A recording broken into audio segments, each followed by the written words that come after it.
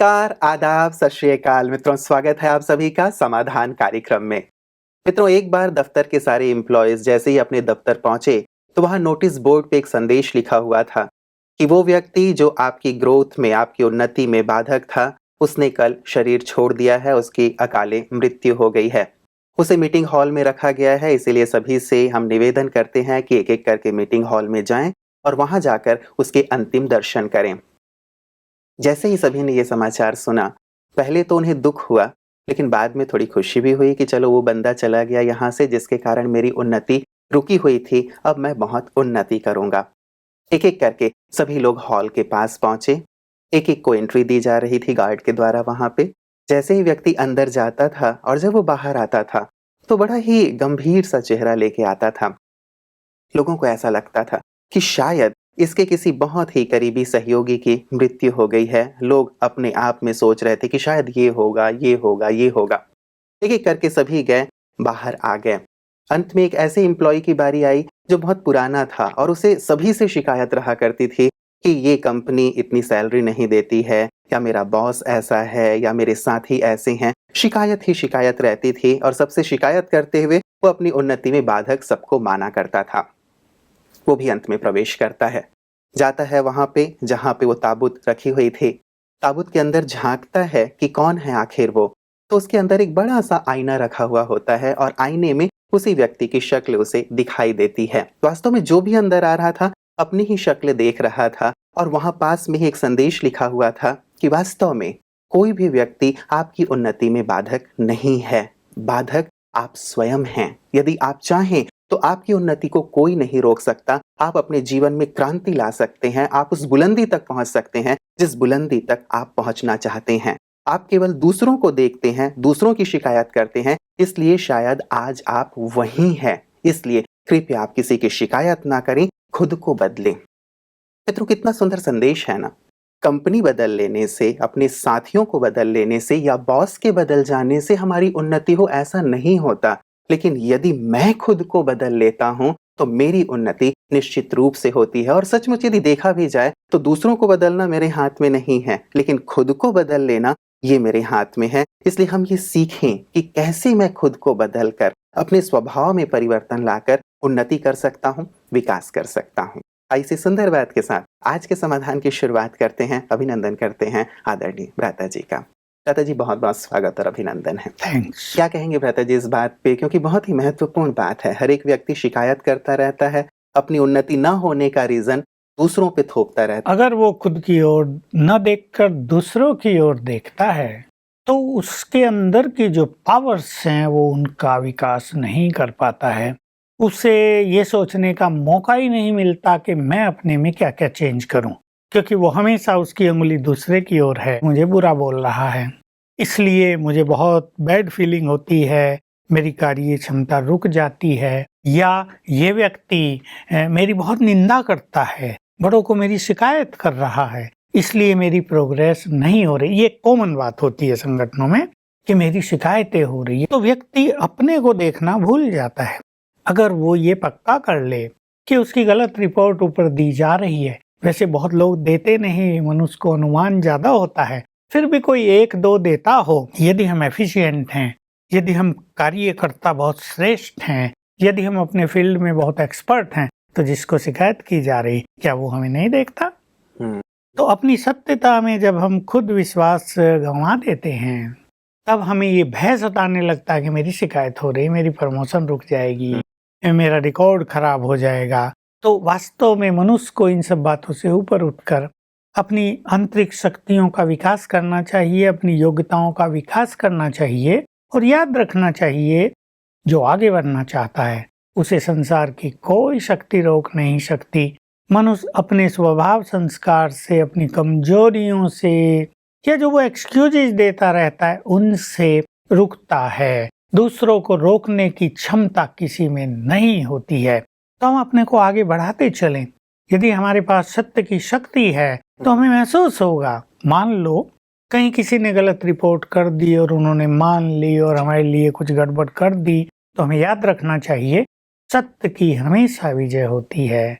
जब सत्य सामने आएगा तो आप और पावरफुल होकर निकलेंगे। कोई एक द्वार बंद कर रहा है तो दो द्वार खुले हैं। जो योग्य व्यक्ति है उसके लिए प्रगति का द्वार कभी भी बंद होता ही नहीं है।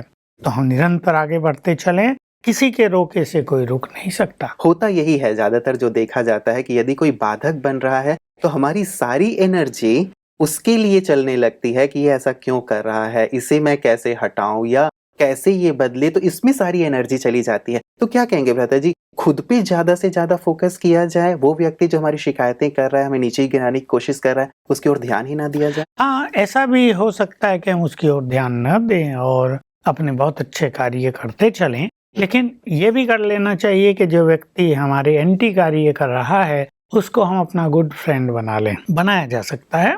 स्पिरिचुअल पावर ऐसी ही चीज है जो हमारे वाइब्रेशंस के द्वारा शत्रु को भी मित्र बना सकती है। तो मैंने कई एक्सपेरिमेंट कराए हैं और एक सिंपल सी बात है जो मैं सबको बताना चाहता हूँ। सवेरे उठते ही 7 बार संकल्प करें, मैं मास्टर सर्वशक्तिवान हूँ। 7 बार याद करके उस व्यक्ति को आत्मा देखें, यहाँ मस्तक के मध्य में ये आत्मा है, और संकल्प दें, she is my good friend. बस ये फीलिंग देने लगे वो सचमुच मेरा गुड फ्रेंड है। बस हमारे गुड वाइब्रेशंस उसको जाएंगे, वो व्यक्ति रियलाइज करेगा कि मैं जो कुछ कर रहा हूँ वो गलत है, और वो हमारे समीप आएगा, हमारे फेवर में हो जाएगा, बिल्कुल पॉजिटिव हो जाएगा। तो भ्राता जी, कितना वक्त लग जाता है ये करने में, और हमें दिन में कितनी बार ये अभ्यास जो आपने कहा कि आत्मा देख के करना चाहिए? क्योंकि ज्यादातर यही होता है कि हमारा ज्यादा वक्त ये सोचने में जाता है कि ये व्यक्ति बहुत खराब है, गंदा है, मेरे मार्ग में अवरुद्ध मतलब बन रहा है, और ये वाली जो वाइब्रेशन है शायद इसकी ना तो चर्चा है ना चिंतन है। क्या और कितनी बार किया जाए? हाँ, इसी चीज को एजुकेट हम कर रहे हैं, लोगों को एजुकेट कर रहे हैं कि मनुष्य अपने मन की शक्ति को पहचाने।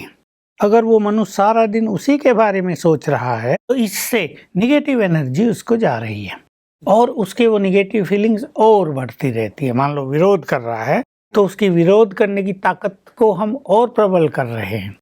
इसलिए ये समझ लेना चाहिए कि हमारा हर संकल्प जिसके लिए हम कर रहे हैं वो उसको प्रभाव डाल रहा है। निगेटिव होगा तो उसकी निगेटिव शक्तियों को बढ़ाएगा और पॉजिटिव होगा तो उसको पॉजिटिव करेगा।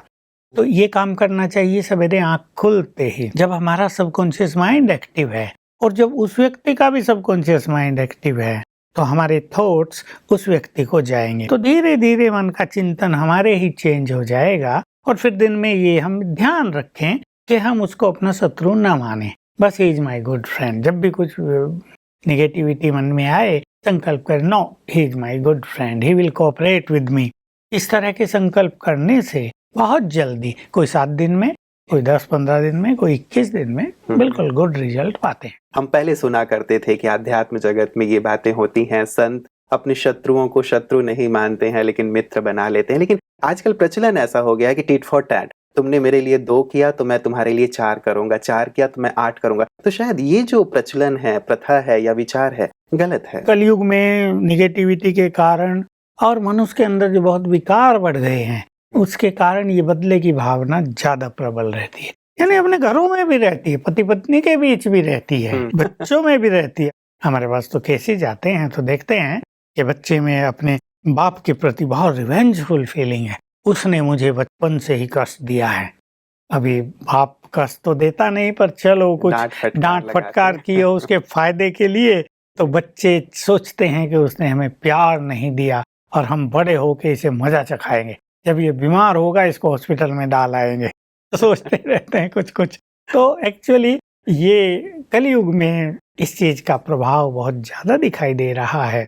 बिल्कुल जो नजदीकी संबंध हैं जिनमें कभी बहुत प्यार हुआ करता था, ऐसे भी केस आए कि 2 का प्यार था, दोनों ने शादी कर ली, फिर टकराव हुआ, डिवोर्स हो गया, अब लड़की सोच रही है इसको मजा चखा कर छोड़ूंगी। उसकी सारी एनर्जी उस व्यक्ति के बारे में निगेटिव सोचने में, उसे कैसे बदला लें, इसमें ही चलती रहती है। और अगर मनुष्य अपने को पॉजिटिव कर ले, अगर वो सोच ले कि भाई ठीक है, जिनको स्पिरिचुअल ज्ञान है वो जानते हैं कि भाई ये सब इस विश्व ड्रामा में उस आत्मा का पार्ट था, या हमें और उसके साथ इतना ही समय बिताना था, या बाप था वो डांट रहा था तो वो हमारे कल्याण के लिए डांट रहा था। भाई मोबाइल पे ज्यादा न रहो, भाई टीवी ज्यादा न देखो, वो डांटते क्यों हैं? ताकि बच्चे पढ़ें और उनका भविष्य बहुत सुधर जाए। अगर हम हर चीज को रियल रूप में समझ लें कि दूसरा व्यक्ति ऐसा क्यों कर रहा था, पॉजिटिवली ले लें, तो बहुत सारी चीजें खत्म हो जाती हैं।